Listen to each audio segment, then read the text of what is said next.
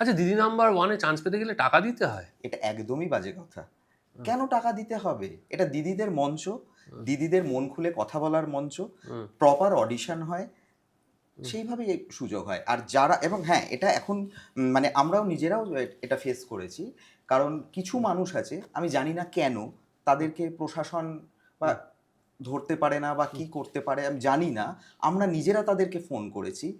তারা সমস্ত কিছুই জানে এবং তারা দিদি নাম্বার ওয়ানের একটা সাইডে অডিশনও নেয়। এটা বহুবার আমরা ফেস করেছি। তাদেরকে আমরা কন্ট্যাক্টও করেছি।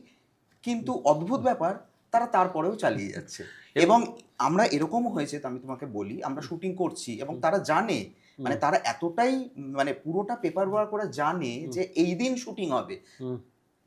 হ্যাঁ, তারা টাকা অলরেডি নিয়েছে। আমরা এই গল্পগুলো শোনা, টাকা নিয়ে সেই দিদিদের পাঠিয়েও দিয়েছে। কিন্তু পুরোটাই ফ্রড। পুরোটা ফ্রড? পুরোটা ফ্রড।